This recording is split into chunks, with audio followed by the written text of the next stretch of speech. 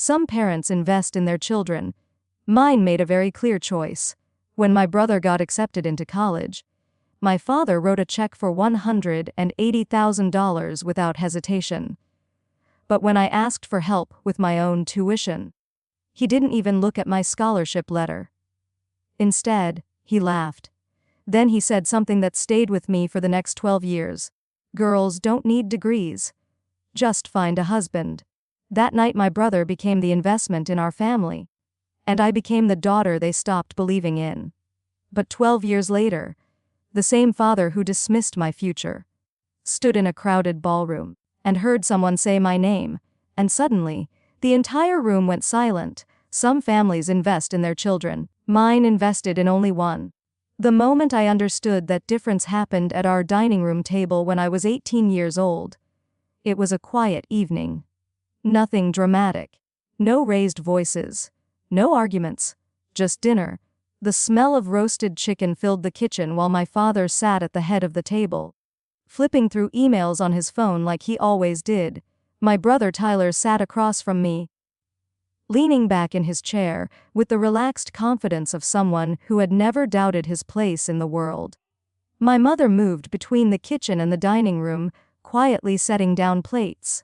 At first glance, it looked like any normal family dinner. But on the table beside my father's plate sat an envelope, a thick one, and I already knew what was inside. Tyler had just been accepted into a private university. It wasn't the most prestigious school in the country, but it was expensive enough to impress our neighbors. My father was very proud of that. Tyler had been the center of attention all week. Every phone call, every conversation, every proud announcement my father made to friends.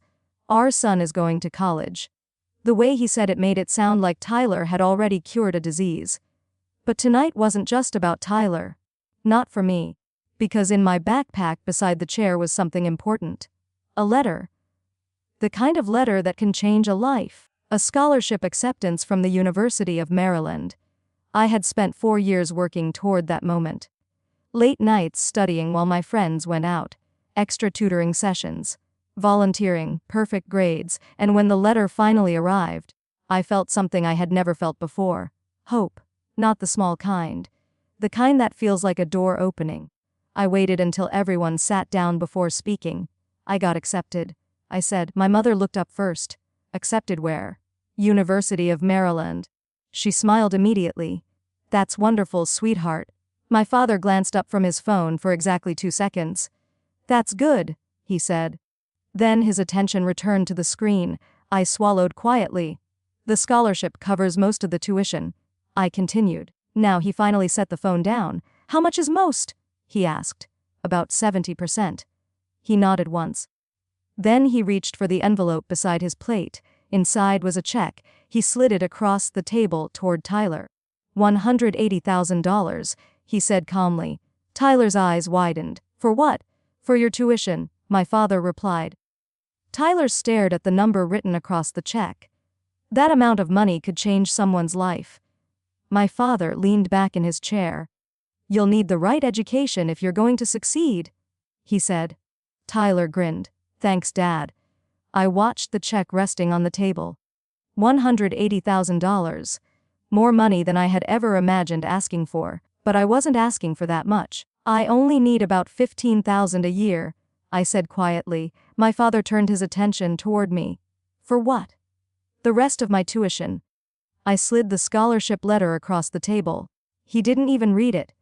Instead, he pushed it back toward me. That money is for Tyler. I know, I said carefully. I'm not asking for that much. Just enough to cover what the scholarship doesn't. My father folded his hands together. He looked at me the same way someone looks at a problem they already solved. Mara, he said calmly. Girls don't need degrees. The words landed softly, but they carried weight. For a moment I thought I had misheard him. I'm serious, he continued. You'll find a good husband. That's a far more stable investment. The room went quiet. Tyler said nothing. My mother stared at the table. No one defended me. No one argued. It felt like the decision had already been made long before that dinner. I folded the scholarship letter slowly. Okay, I said. My father nodded, satisfied. That's the practical choice. Dinner continued. Tyler talked excitedly about campus life. My father discussed future opportunities. My mother asked about dorm rooms. No one mentioned my college again. Later that night, I sat alone in my bedroom staring at the scholarship letter. The words blurred slightly as I read them again. Congratulations, we are pleased to offer you admission. The opportunity was real. But the support I needed wasn't coming. For a few minutes I allowed myself to feel disappointed. Not angry, just disappointed. Then I opened my laptop. I searched for something simple. Part-time jobs near campus. If my father believed education was an investment, then I would become my own investor. Waitressing, tutoring, library assistant. 3 applications. 3 chances. That night I made a quiet promise to myself. I would never ask my father for help again, and someday, I would become something he never expected.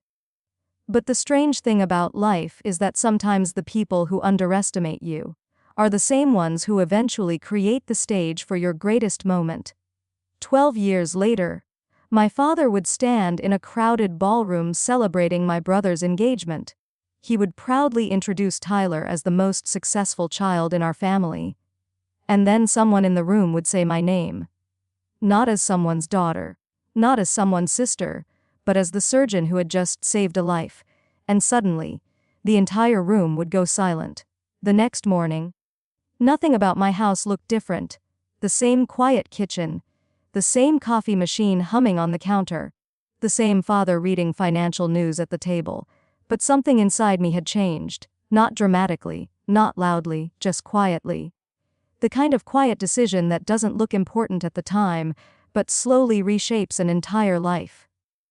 My father believed education was an investment. He had said it clearly, just not about me. For him, Tyler was the investment. I was the daughter who would eventually marry someone successful enough to take care of her. At least, that was the plan he had already decided for my future. What he didn't realize was that plans built without someone's permission don't always work. 2 months later, I moved into a small apartment near the University of Maryland. Apartment might have been a generous word. It was really a narrow second-floor unit above a convenience store. The floor creaked, the bathroom sink leaked, and the bedroom window looked directly into a brick wall. But it was mine, and more importantly, it was affordable. My first job started at 5 in the morning. A small diner 3 blocks from campus needed someone for the breakfast shift. The first morning I walked in, the smell of coffee and frying bacon hit me like a wall. "New girl?" the manager asked. I nodded. He handed me an apron. "You start now." From 5 to 9 every morning, I poured coffee for construction workers, truck drivers, and exhausted nurses finishing night shifts. Most of them barely noticed me. But sometimes someone would ask the same question. "You a student?" I always answered the same way. "Yes." They would nod. "Good. Stay in school." By 9:30, I would rush across campus to my first class, sometimes still smelling like bacon grease and diner coffee. In the afternoons, I worked at the university library. It was quieter there. My job was simple: check books in, organize shelves, help students find research materials. Most days I studied behind the desk between visitors. Textbooks open, flashcards scattered across the counter.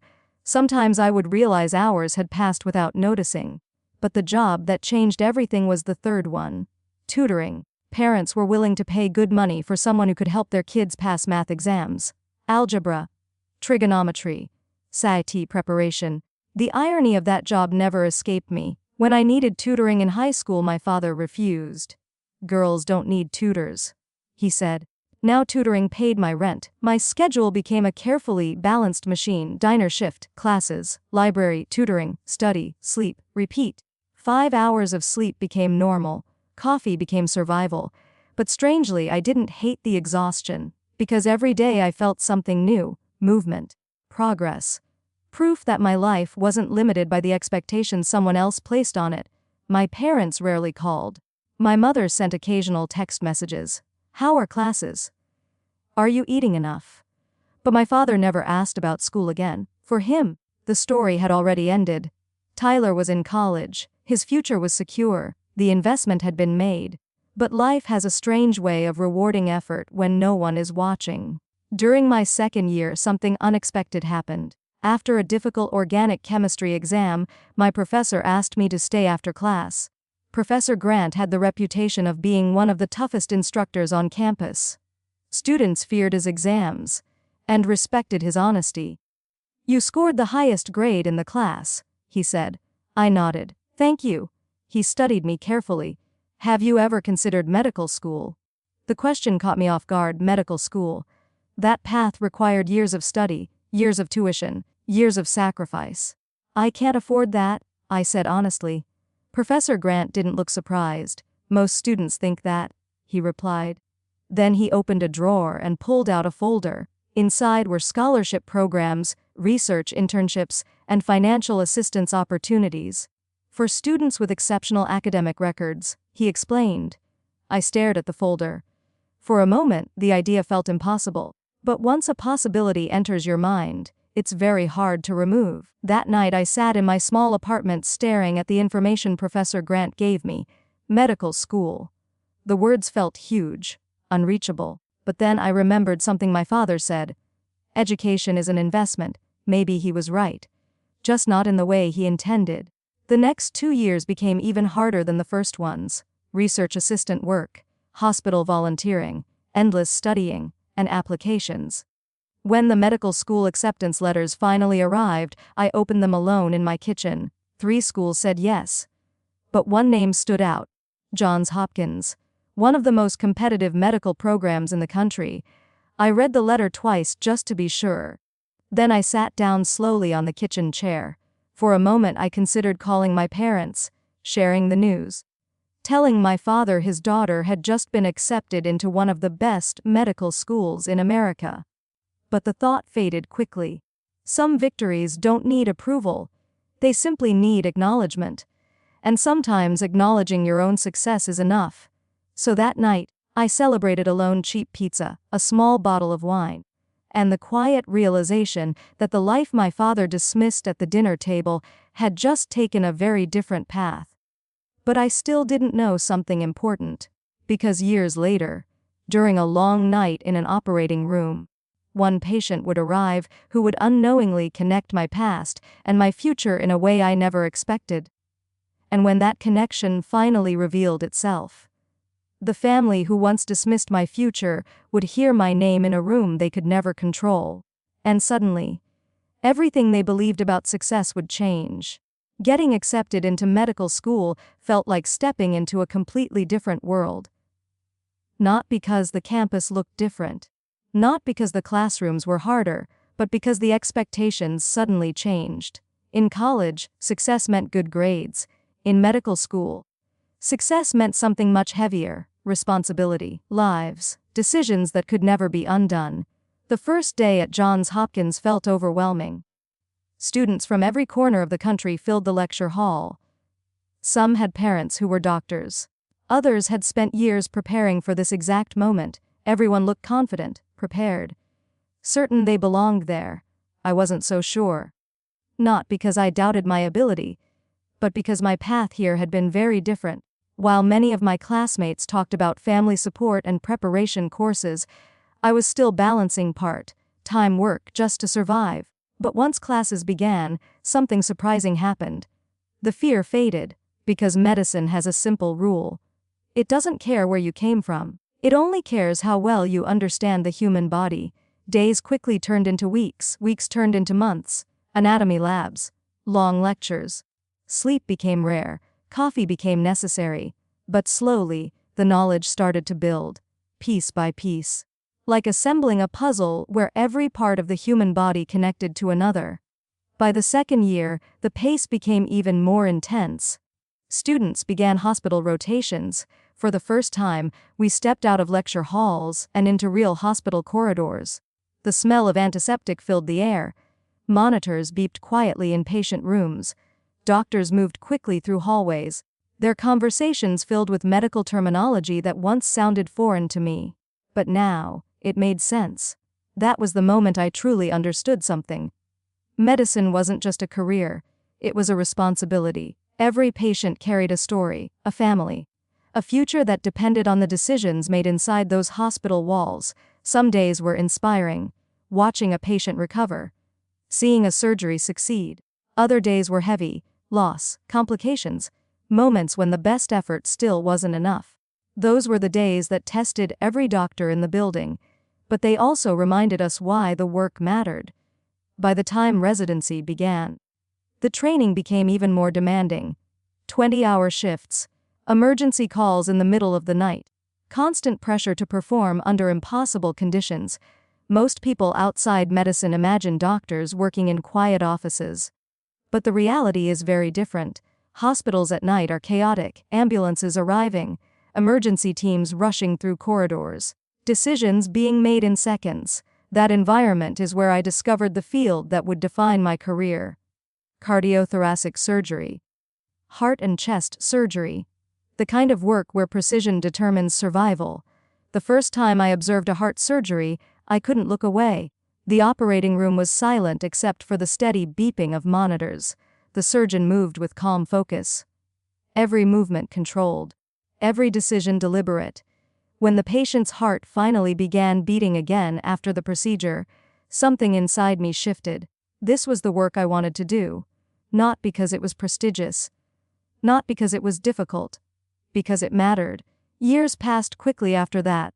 Medical school, residency, specialized training, each step harder than the one before. But every challenge brought something new. Experience, confidence, skill. Eventually, I became what my father once believed I never needed to be. A surgeon. Not just any surgeon. A cardiothoracic surgeon at Johns Hopkins Hospital. One of the most demanding positions in medicine, and yet my family still didn't know. My mother occasionally asked about work. I always answered simply, "I'm at the hospital." My father never asked at all. Tyler sometimes sent short messages about holidays or family events, but none of them ever asked what my life had become. In a strange way, that silence made things easier. I didn't need approval. I had already built something far more important. A life defined by purpose. But one night changed everything. It was 2 o'clock in the morning when the emergency pager went off. Car accident. Severe chest trauma. Possible internal bleeding. Cases like that move fast, very fast. Within minutes, the patient arrived in the emergency department. The medical team rushed into action. Nurses prepared equipment. Doctors reviewed scans. Blood pressure dropping. Heart damage suspected. There was no time to hesitate. "We're going to surgery," I said. The patient was young, a woman in her mid-20s. Unconscious. Her condition critical. Inside the operating room, the team moved quickly. Surgical lights illuminated the table. Machines monitored every heartbeat. The procedure lasted nearly 7 hours. 7 hours of careful decisions. 7 hours balancing on the thin line between life and death. When the surgery finally ended, the monitors told the story. The heart was stable. The bleeding had stopped. The patient would live, exhausted. I stepped out of the operating room, another life saved. Another long night in a hospital that never sleeps. At the time, it felt like just another difficult case. But I didn't realize something important. The woman on that operating table would eventually recover. She would return to her life. And years later, she would walk into a crowded ballroom where my family was celebrating my brother's engagement. And when she recognized the name of the surgeon who saved her life, everything my father believed about his children would change in a single moment. But that moment was still years away. At the time, all I knew was that the investment my father refused to make had quietly become something far more powerful than he ever expected. There are nights in a hospital that feel endless. Not because time moves slowly, but because every minute carries weight. That night began like most late shifts at Johns Hopkins. Fluorescent hallway lights, quiet footsteps, the low hum of machines behind closed doors. I was finishing notes at the nurse's station when my pager vibrated hard against my pocket. Trauma incoming. Female, mid-20s. Severe chest injury, unstable vitals. I stood immediately. In hospitals, that kind of alert doesn't invite hesitation. It demands movement. The trauma bay doors opened minutes later. Paramedics rushed in a gurney so fast the wheels rattled. A young woman lay strapped to the stretcher, blood on her collarbone and cheek, oxygen mask fogging with each shallow breath. A nurse called out numbers like a countdown. BP is dropping. Heart rate 140. Possible internal bleed. I stepped closer and looked at her face. She was unconscious, pale, and young enough that the sight of her made something tighten in my chest. Not sympathy, focus. Because sympathy is something you can't afford until later. I leaned over her, listening, watching. Her breathing was shallow. Her chest moved unevenly. The scans arrived quickly. The images told the truth without emotion. Crushed sternum. Internal bleeding. Damage near the heart. A case like this doesn't wait for consent forms or careful conversations. It demands action. She needs surgery, I said now. The surgical team moved like a practiced machine. Gloves, gowns, tools arranged with precision. The operating room lights turned the world into stark clarity. Bright white above. Quiet dark beyond the surgical field. She was prepped and draped within minutes. The anesthesiologist nodded. Ready. I took a slow breath. Then the calm took over. The kind of calm surgeons learn because panic is useless. I made the first incision. The room became silent except for the monitor's steady beeping. As soon as we opened the chest cavity, we saw it. The bleeding was worse than the scans suggested. Her body had been fighting to survive, but it couldn't fight forever. We worked fast, but carefully. Every movement mattered. I heard the nurse calling out blood loss. I heard the anesthesiologist adjusting medications. I heard the quiet, controlled voices of my team. But my mind narrowed to one thing. Stop the bleeding. Save the heart. Hours passed in a strange blur. Time in surgery doesn't feel like normal time. It stretches and compresses depending on what's happening. At some point I realized we had crossed the 4-hour mark, then 5, then 6. The injury near her heart was stubborn, not impossible, but dangerous. One small mistake could change everything. At one point, the monitor alarmed. A sharp sound. A sudden dip. The room tensed. For a moment, the only sound was that alarm and the fast breathing of someone trying not to panic. I didn't raise my voice. I didn't rush. I steadied my hands. I said calmly. A tool was placed into my palm. Good, now suction. Another tool. I adjusted, repaired, stabilized. The beeping returned to a steadier rhythm. The room exhaled quietly, almost in unison. That was the thing about surgeries like this. You don't get applause. You don't get congratulations. You get a heartbeat that continues, and that is enough. When we finally closed the incision, the time on the clock shocked me. Almost 7 hours. My shoulders ached, my hands felt heavy, but her vitals were stable, the bleeding was controlled. Her heart was strong enough to beat without our help. She would live. When the surgical team began cleaning up, I removed my gloves slowly. My fingers were cramped. I washed my hands at the sink in the corner, staring at the water running over my skin. Clear water, no drama. Just the quiet aftermath of something enormous. Outside the operating room, her parents were waiting. They stood so close together it looked like they were holding each other up. The mother's eyes were red, rimmed. The father looked like someone who hadn't breathed properly in hours. When they saw me, they stood quickly. The mother whispered, "Doctor?" I nodded. "She's stable," I said. "She made it through surgery." The mother's face crumpled, relief breaking through fear. She covered her mouth and cried quietly.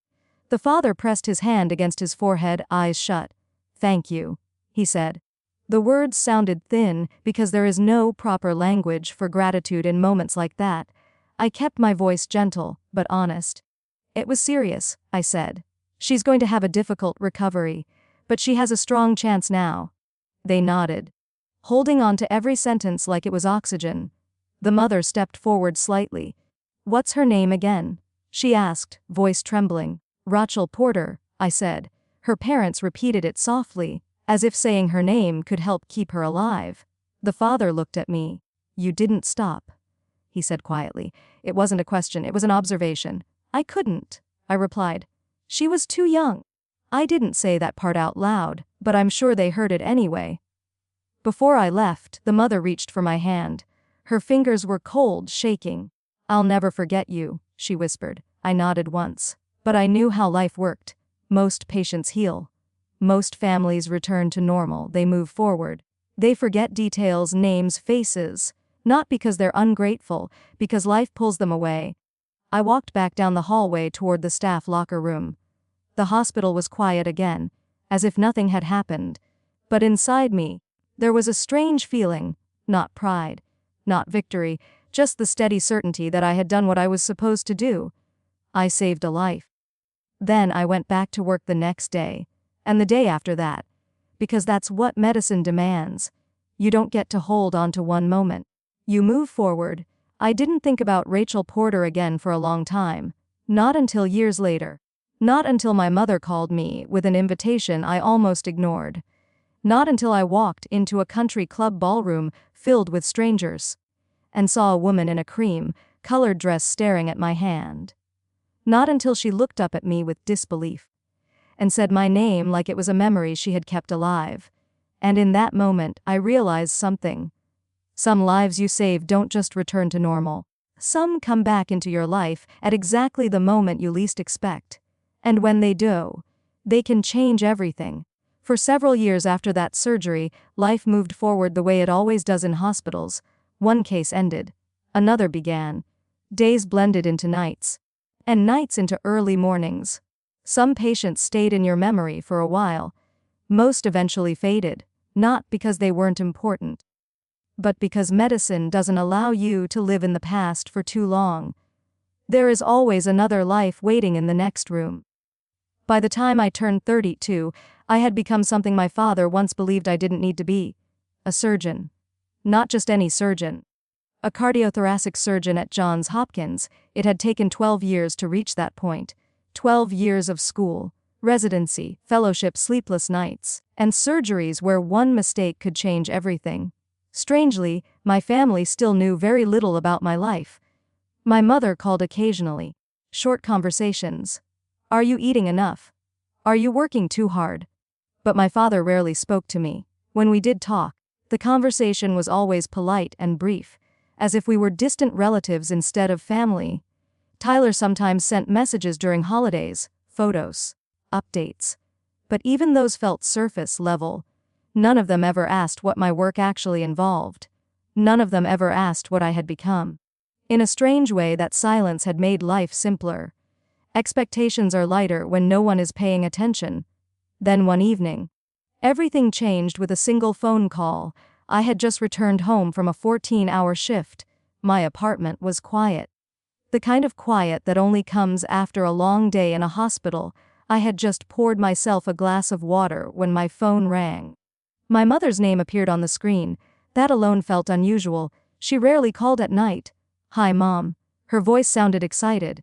"Mara, I have news." I leaned against the kitchen counter. "What happened?" "Your brother is getting engaged." For a moment, I wasn't sure what to say. Tyler had always moved quickly through life, confident, certain. I wasn't surprised he had found someone. "That's great," I said. "She's wonderful," my mother continued. "Her name is Rachel." The name didn't mean anything to me yet, but something in my chest tightened slightly. "Your father is planning a big engagement party," she added. Of course he was. My father loved events that allowed him to showcase success. "How big?" I asked. "About 150 guests, business partners, neighbors, friends from the country club, people my father respected." I raised an eyebrow slightly. "He does?" "Yes." I hesitated. The last time I had attended a large family event was years ago. Most gatherings had become awkward over time. Too many things left unsaid. Too many reminders of old expectations.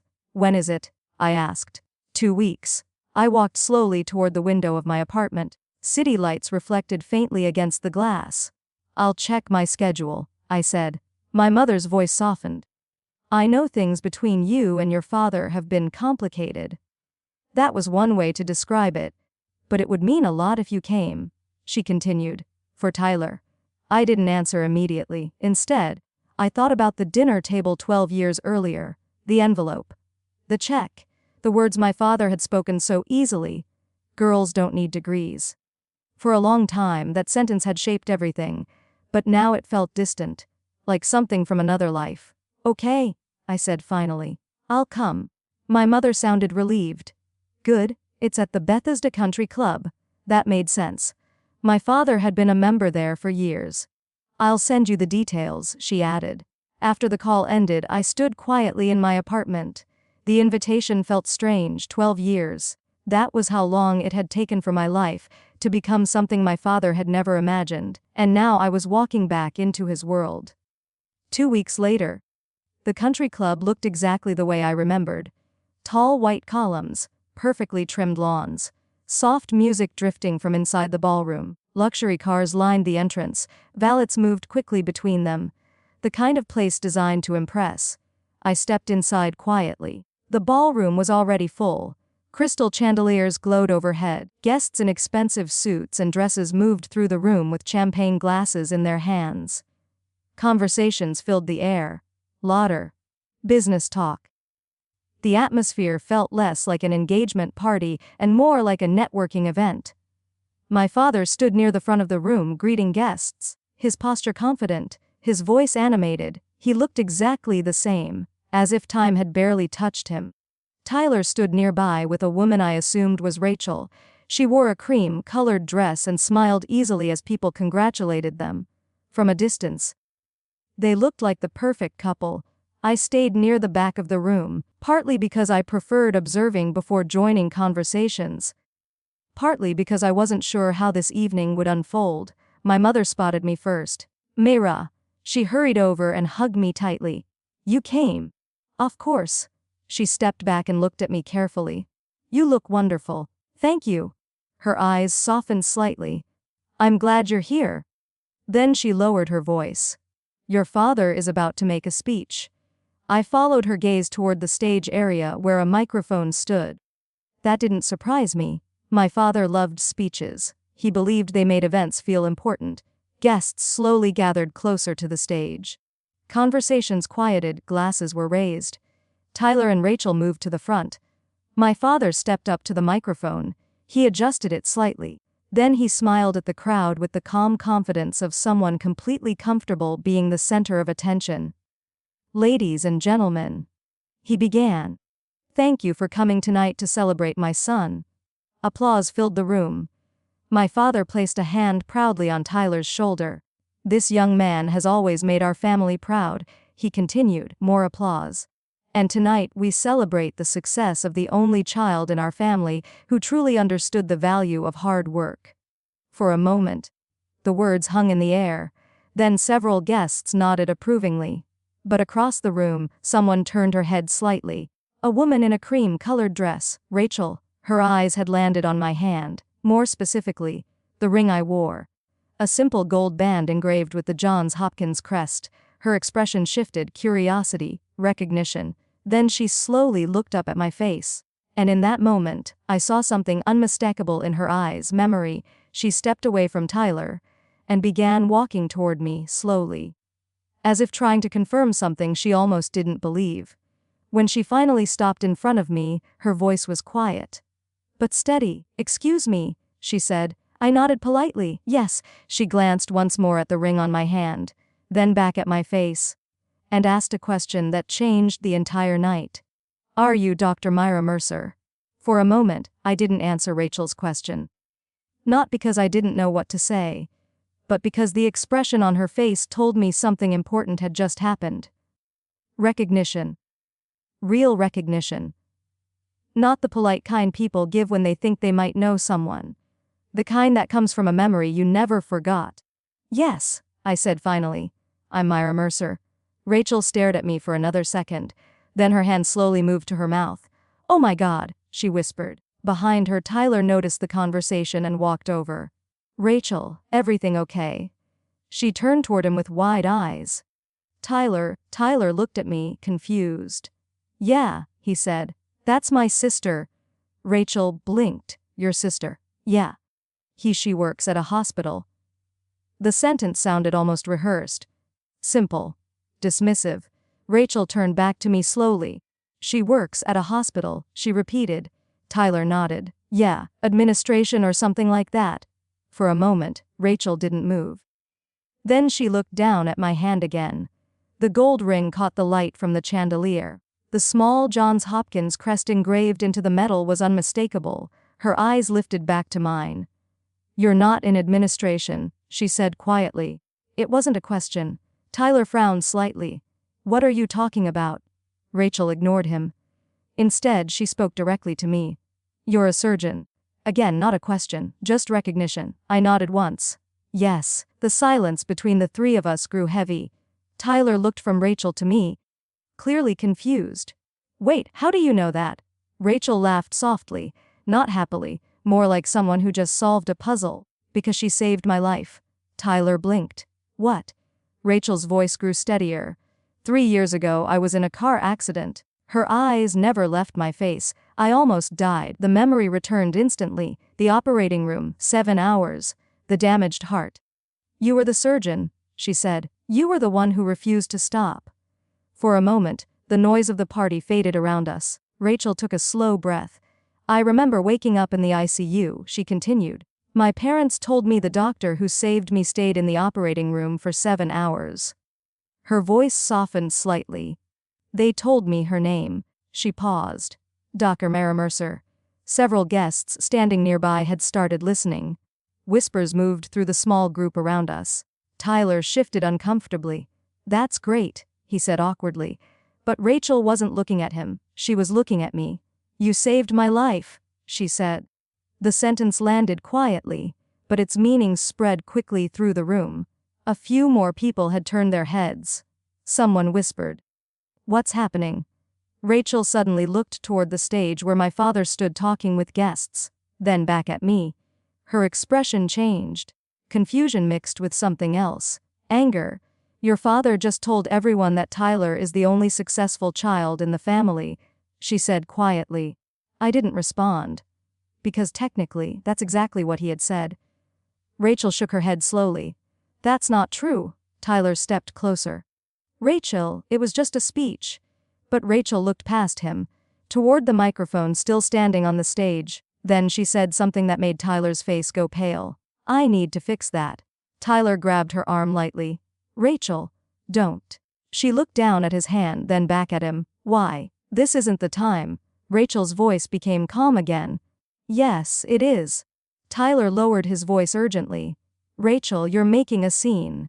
But the truth was, the scene had already started. Guests nearby were openly watching now. Conversations across the ballroom had slowed. Curiosity spreads quickly at events like this. Rachel gently removed Tyler's hand from her arm. Then she turned to me once more. "Do you mind?" she asked quietly. I understood the question immediately. She was asking permission, not to speak, to tell the truth. I shook my head slightly. "I don't mind." Rachel nodded once. Then she turned and began walking toward the stage. Tyler hurried after her. "Rachel, stop." But she kept moving. The crowd noticed immediately. Guests stepped aside as she passed.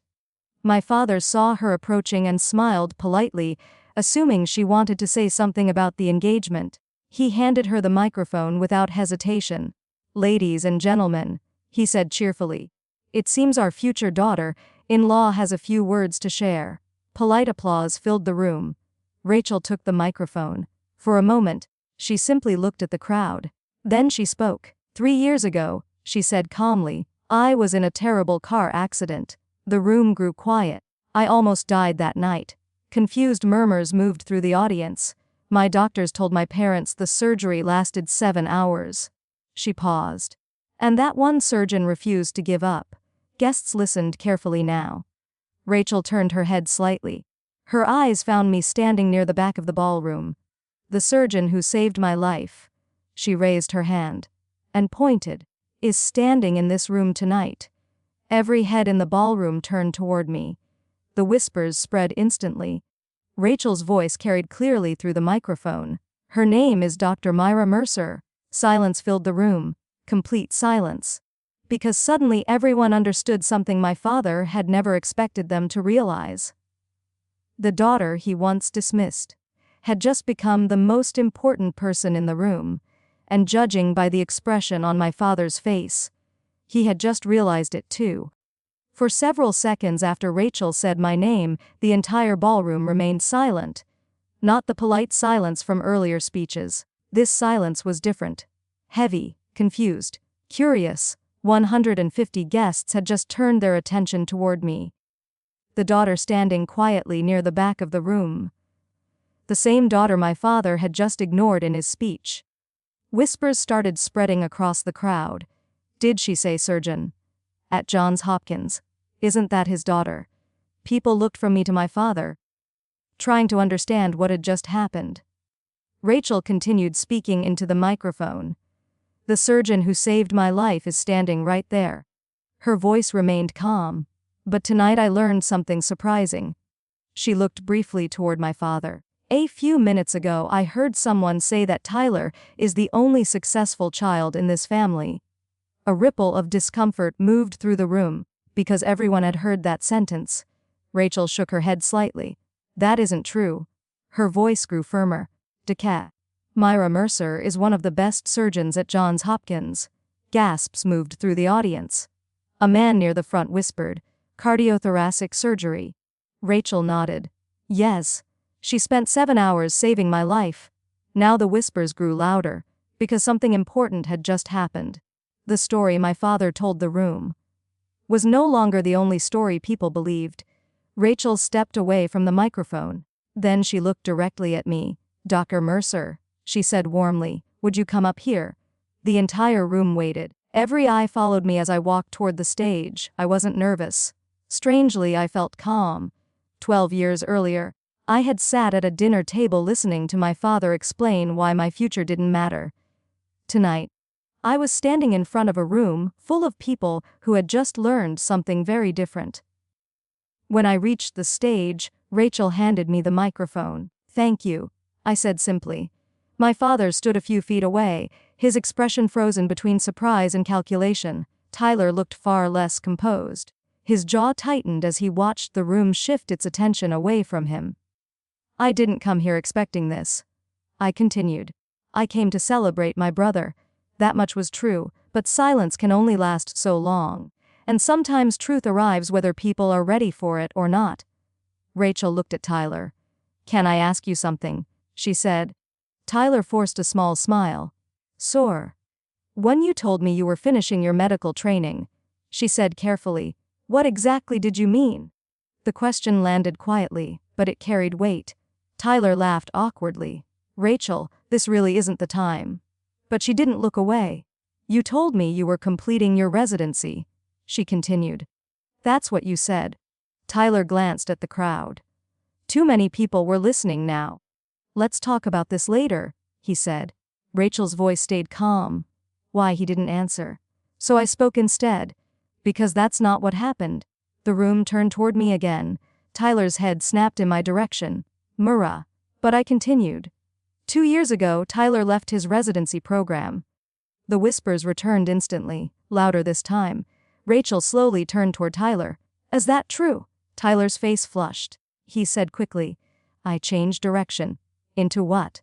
Rachel asked. Tyler hesitated. Finally, he muttered the answer. Pharmaceutical sales. The word sounded small in the middle of the ballroom, especially after my father's speech about medical success. Rachel looked stunned. You told me you were about to finish residency. Tyler rubbed the back of his neck. I was going to explain. When? Rachel asked softly. He didn't answer, because there was no good answer. Rachel took a slow breath. Then she did something no one in the room expected. She slid the engagement ring off her finger.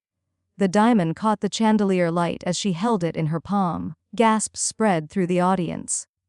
Tyler stared at the ring like he didn't understand what was happening. Rachel, he said. But she placed the ring into his hand. I asked you for one thing, she said quietly. Honesty. The room was completely silent now. You didn't trust me with the truth, she continued. I was protecting you. Rachel shook her head gently. No, she said. You were protecting yourself. Then she stepped back. I can't marry someone who builds a future on a lie. Without another word, she turned and walked toward the ballroom doors. The crowd parted as she passed. Tyler stood frozen under the stage lights, the engagement ring resting uselessly in his hand. For the first time in his life, the golden child had no spotlight, but the night wasn't over yet, because slowly, very slowly, my father began walking toward the stage, and judging by the expression on his face, He had finally decided it was time to speak. For a few seconds after Rachel left the ballroom, no one moved. The doors closed softly behind her. But the silence she left behind stayed in the room. 150 guests stood frozen between shock and curiosity. Tyler still held the engagement ring in his hand. His eyes stared down at it like it had suddenly become something unfamiliar. The confident smile he had worn all evening was gone. In its place was something he had probably never experienced before: embarrassment. But the person who reacted next surprised everyone. My father. Harold Mercer had spent most of his life in corporate boardrooms. He understood reputation, he understood control, and most importantly, he understood how quickly both could disappear if a situation wasn't handled carefully. So he did the only thing he knew how to do. He stepped forward, slowly, calmly, as if nothing unusual had happened. "Ladies and gentlemen," he said, his voice steady, "I apologize for the unexpected interruption." A few guests nodded politely, but most of them were still watching me. Watching the daughter he had barely acknowledged only minutes earlier. My father turned toward the musicians. "Please," he said, gesturing lightly. "Continue." The string quartet hesitated. Then soft music began again.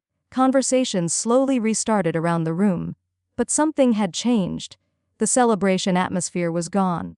Now the ballroom felt like a place where everyone was quietly observing something important. My father turned toward Tyler. "Go home," he said quietly. "But, go home," my father repeated. For once, Tyler didn't argue. He slipped the engagement ring into his pocket and walked toward the exit without saying another word. The golden child had never looked smaller. When the doors closed behind him, my father finally looked at me. Really looked. Not the casual glance from the dinner table 12 years earlier. Not the dismissive look he used whenever my name came up in conversation. This time, he studied my face carefully, as if seeing someone unfamiliar. "You're a surgeon?" he said slowly. It sounded less like a statement and more like a realization. "Yes," I replied. My father nodded once. "How long?" 12 years of training." His eyes shifted slightly. 12 years, he repeated. The number clearly meant something to him. 12 years ago was the last time we had truly spoken about my future. The dinner table. The check. The sentence he had said without hesitation. "Girls don't need degrees." Now the weight of those words seemed to hang silently between us. My father cleared his throat. "You should have told me," he said. For a moment I almost laughed. But I didn't, because the truth didn't need laughter. "You never asked," I said calmly. The sentence landed harder than I expected. My father didn't respond immediately. Around us, guests pretended to return to their conversations, but every few seconds someone glanced toward our corner of the room. They wanted to see what happened next. Because stories like this rarely happen in public. And when they do, people remember them for a long time. My father finally spoke again. "I assumed," he began. Then he stopped. Because whatever he had assumed clearly wasn't true anymore. He tried again. "I believed Tyler had the stronger future. That much was obvious." "You invested in him," I said. The word investment made him shift slightly. For the first time that evening, he looked uncomfortable. "Yes," he admitted. I nodded. "That was your choice." The sentence wasn't angry. It wasn't bitter, just honest. But honesty has a way of revealing things people prefer not to see. My father looked around the ballroom briefly. Guests were still whispering quietly. Some were watching openly now. A few even looked impressed. Not with him. With me? That realization seemed to settle heavily on his shoulders. "I didn't know," he said quietly. "You didn't look." I replied again. The truth sounded heavier than anger. For a long moment, neither of us spoke. The music continued softly, glasses clinked. But the air between us felt strangely still. Then my father said something I never expected to hear. "I think we need to talk." "Not tomorrow." Now. I looked at him carefully. The confident businessman who once explained why my education wasn't worth investing in now stood in front of me like someone reconsidering an old decision. But before either of us could continue, another voice spoke from behind us. "Mira deserves more than that." Both of us turned. My mother was standing there. and judging by the expression on her face, she was about to say something she had been holding back for 12 years. The moment my mother spoke, the quiet music in the ballroom seemed to fade into the background. People didn't stop talking completely, but conversation slowed. Because something about her voice made everyone turn. Linda Mercer had always been the quiet one in our family, the peacemaker, the person who avoided conflict by staying in the background. But tonight she stepped forward, not loudly, not dramatically, just firmly. "Myra deserves more than that," she repeated. My father turned toward her, clearly surprised.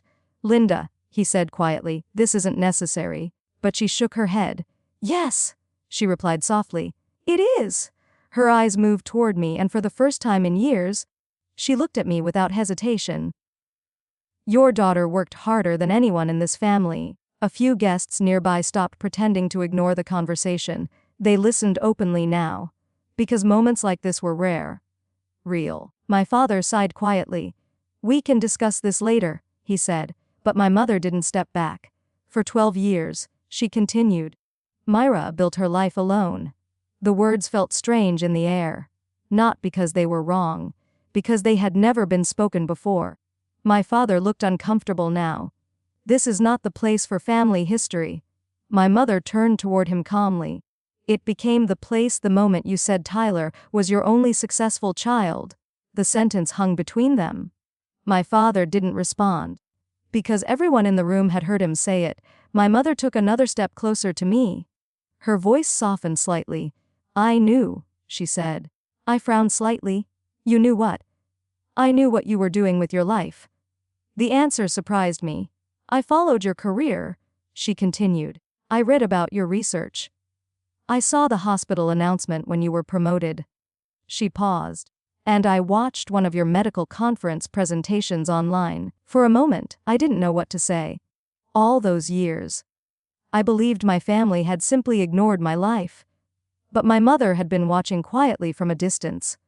My father looked at her in disbelief. "You never told me that," he said. She met his eyes calmly. "I tried." He frowned. "When?" "Many times." Her voice stayed steady. "But you dismissed it every time." My father opened his mouth to argue, then stopped, because deep down, he probably remembered. The subject of my career had come up before, and each time he had changed the conversation. My mother looked back at me again. "I should have defended you," she said. "I should have told everyone what you had accomplished." Her voice trembled slightly, but I was afraid. The confession surprised everyone. Afraid. The word sounded small, but it explained a lot. Afraid of arguments. Afraid of tension. Afraid of challenging the man who had always controlled the family. My father's expression hardened slightly. "This is absurd," he said. "Now we're discussing private matters in front of strangers." But the truth was, the strangers were the reason the conversation was happening. Without them, the silence would probably have continued forever. My mother turned slightly toward the guests. "For years," she said, "I told myself keeping the peace was the right thing." She looked back at me. But I was wrong. The room felt completely still now. Even the musicians had stopped playing. Because sometimes honesty changes the atmosphere in ways music cannot. My father looked at me again. This time his expression was different, not defensive, thoughtful. "You really did all of this yourself?" he asked quietly. "Yes," I answered. He nodded slowly, almost as if he was replaying the past in his mind. The dinner table. The scholarship letter. The decision he had made so easily. Now the consequences of that decision stood right in front of him. A daughter who had built an entire life without him. "I underestimated you," he said finally. I shook my head gently. "No," he looked confused. "You didn't underestimate me," I said. "You just never bothered to look." The words weren't angry. They didn't need to be. Because the truth has its own weight. My father exhaled slowly. The confident businessman who controlled every room he entered suddenly looked uncertain. For the first time in my life, he didn't have an immediate response. The silence stretched for several seconds. Then he said something quietly. "I think we need to talk." "Not tomorrow." "Not next week." Now, I studied his face carefully. Part of me wondered if anything he said could really change the past. But before I could answer, The ballroom doors opened again, several heads turned toward the entrance, and standing there was someone no one expected to see again that night, Rachel. She had returned. And judging by the determined expression on her face, the evening wasn't finished yet. When Rachel walked back into the ballroom, it didn't feel dramatic, it felt deliberate, like someone returning not for chaos, but for closure. The room noticed her instantly. A few people whispered her name, others turned quickly, expecting another confrontation, but Rachel didn't look angry, she looked calm, and calmness, in moments like this, is usually more final than shouting. Tyler wasn't there anymore. My father had sent him home, the ring, the lies. The collapse of the engagement. All of it had already happened. Rachel walked toward the center of the room and stopped near the stage. She didn't take the microphone this time, she didn't need it. Her voice carried on its own. "I just came back to say one thing," she said quietly. Hades tilted toward her. The room listened. "Tonight was supposed to be about a future," she continued. "But I realized something." She paused, letting the silence settle. "Some futures are built on stories people tell, and some are built on truth." Her eyes moved toward me. "You gave me back my life," she said, not loudly, not theatrically, simply. "When I woke up after that surgery, my parents told me the surgeon stayed for 7 hours. She swallowed. They said she refused to stop." Rachel's eyes glistened slightly. "I never got to properly thank you." She turned fully toward me. "So thank you." The words felt heavier than applause, because gratitude is different when it's real. I nodded once. "You're welcome," I said softly. Rachel looked around the ballroom, then her gaze landed on my father. "And," she added carefully, "I also want to say this." My father stiffened slightly, but he didn't interrupt. "Monsieur Mercer," Rachel said, calm but clear, "you raised a daughter who saves lives." The sentence landed like a stone dropped into still water. Ripples moved through the room, because people heard what she was really saying, not just praise, correction. My father's mouth opened slightly, then closed again. Rachel continued. "I don't know what happened in your family," she said. "I don't know why her success was hidden. But I do know this." She paused again. "Some people don't realize what they have until the room hears it out loud." Then she looked back at me. "Take care of yourself," she said gently, and without another word, Rachel turned and walked out of the ballroom again. This time, no one followed her. No one stopped her. It felt like the ending of a chapter everyone had just witnessed. Slowly, guests began leaving. Not rushed, not awkward, just quietly. Like people leaving a place after something real happens. My mother stayed close to me. Her hand lightly touched my arm as if she was still afraid I might disappear again. My father remained still, staring ahead as the room emptied. When the last few guests were gone, the ballroom felt larger, quieter, less like a celebration, more like a space where truth had finally settled. My father finally spoke. His voice was lower than usual, not commanding, not controlling, just tired. "You really did it," he said. I didn't respond right away, because I wasn't sure if he meant it as praise, disbelief, or regret. Then he looked at me, and for the first time, I saw something different in his face, not anger, not pride, something closer to realization. "I spent years believing the wrong story," he said quietly.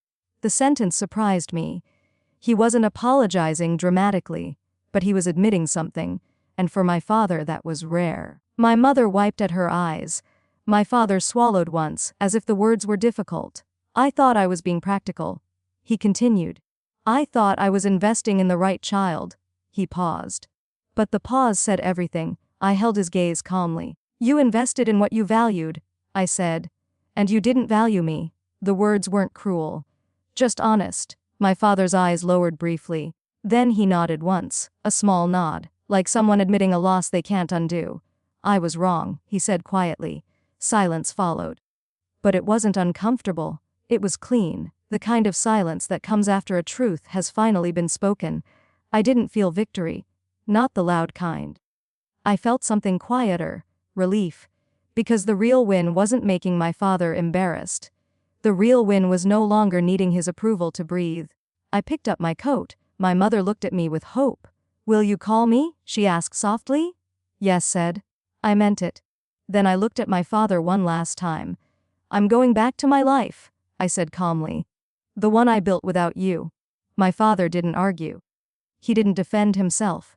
He simply watched me, and for the first time, he looked like a man realizing what it costs to ignore someone for 12 years. As I walked out into the cool night air, I felt my chest loosen in a way it hadn't in a long time. Not because everything was healed. Not because my family suddenly became perfect. But because something important had happened. The room had finally heard my name, and this time, no one could erase it.